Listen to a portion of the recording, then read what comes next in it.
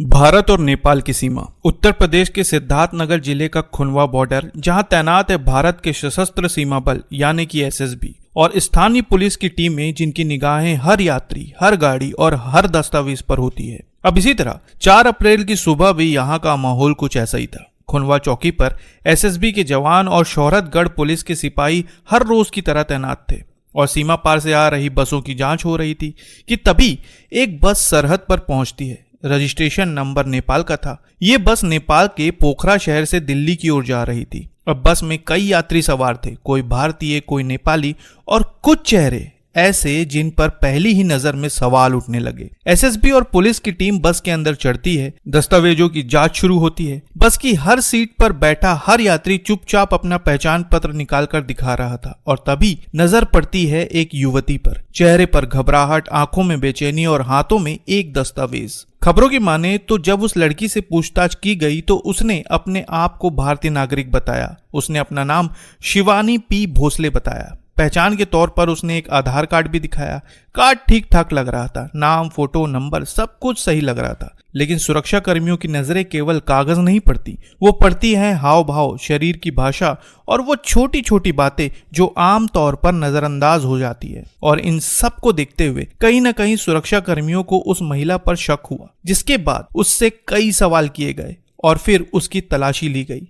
और जैसे ही उसके बैग की तलाशी ली गई, एक ऐसा दस्तावेज बाहर आया जिसने इस पूरे मामले की तस्वीर ही बदल दी। वही लड़की जिसने खुद को शिवानी बताया था, उसके पास से एक थाईलैंड का पासपोर्ट बरामद हुआ जिस पर नाम था माओ वाक नगामफट। तस्वीर वही थी, चेहरा वही था, लेकिन पहचान पूरी तरह अलग। अब शक यकीन में बदल चुका था। पुलिस को समझ में आ गया था कि लड़की ने झूठ बोला है और फर्जी दस्तावेज के सहारे भारतीय सीमा में प्रवेश कर रही थी। पूछताछ और तलाशी में उसके पास से थाईलैंड का पासपोर्ट ही नहीं बल्कि भारतीय, नेपाली और थाई करेंसी, 4 मोबाइल फोन, एक टैबलेट और कई एटीएम कार्ड भी बरामद किए गए। लेकिन यहाँ पर युवती अकेली नहीं थी। उसी बस में 2 और व्यक्ति उसके साथ थे। एक युवक जिसकी पहचान अल्ताफ के नाम से हुई, वो गुजरात का रहने वाला है, वह युवती के साथ ही बस में बैठा था। वहीं तीसरा व्यक्ति था बस का ड्राइवर, जो नेपाल का नागरिक निकला। खबरों के अनुसार तीनों को पुलिस ने तुरंत हिरासत में ले लिया है। उन्हें खुनवा चौकी लाया गया, जहां शोहरतगढ़ सर्कल के क्षेत्र अधिकारी सुजीत कुमार को इस पूरे मामले की जानकारी दी गई। सीओ सुजीत राय मौके पर पहुंचे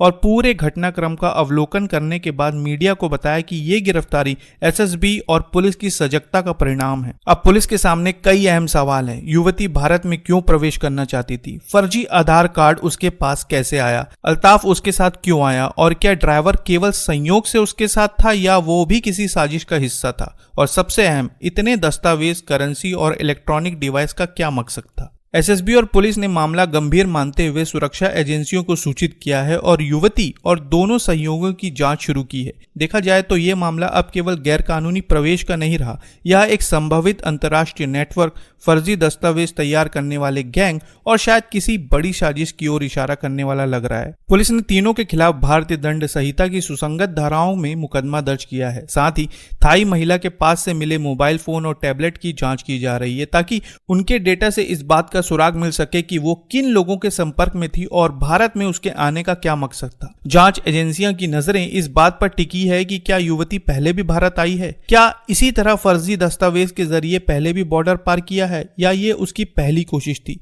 क्या अल्ताफ पहले से इसके संपर्क में था? और नेपाल से चलने वाली इस बस का इस्तेमाल क्या पहले भी किसी संदिग्ध गतिविधि में हुआ है या नहीं?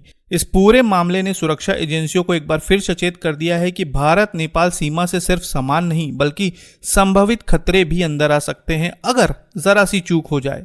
मौका चाहे कोई भी हो, बॉर्डर चाहे जितना शांत क्यों न दिखे, लेकिन सुरक्षा बलों की सतर्कता और तैयारी हर पल चौकन्नी रहती है।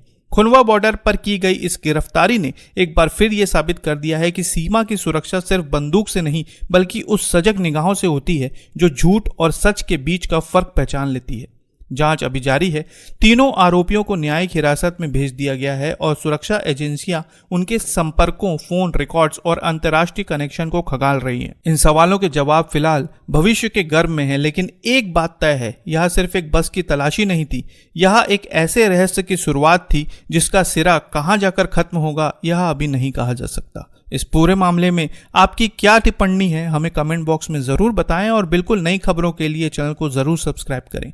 फिर मिलेंगे एक नई वीडियो के साथ, तब तक के लिए आपका बहुत बहुत धन्यवाद। आज जनपद सिद्धार्थनगर में श्रीमान पुलिस अधीक्षक महोदय के कुशल निर्देशन में कोतवाली सोहरतगढ़ के नेपाल पुलिस चौकी खुनवा पर हमारी एसएसबी की टीम और सिविल पुलिस चौकी खुनवा की टीम ने ज्वाइंट ऑपरेशन करके एक नेपाल की तरफ से आ रही नेपाली नंबर की बस को चेक किया।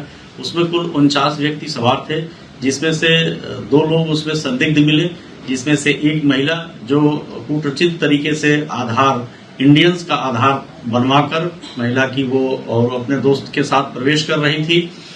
कड़ाई से पूछताछ किया गया। उक्त महिला के पास थाईलैंड का पासपोर्ट भी मिला है। तस्दीक किया गया, उक्त महिला थाईलैंड की निवासिनी है। व्यक्ति उसके साथ जो गुजरात का रहने वाला अल्ताफ व ड्राइवर जो नेपाल का रहने वाला है ओम बहादुर थापा, इन दोनों की संलिप्तता इसमें पाई गई। दोनों के पास से और महिला के पास से पासपोर्ट भी बरामद हुए हैं। इसके अलावा इनके पास एक tab, 4 mobile, Nepali, US, Thai रुपए भी बरामद हुए हैं। अन्य एजेंसियां पूछताछ कर रही हैं। तीनों व्यक्ति को गिरफ्तार कर थाना कोतवाली सोहरतगढ़ में अभियोग पंजीकृत कर आवश्यक विधिक कार्रवाई की जा रही है।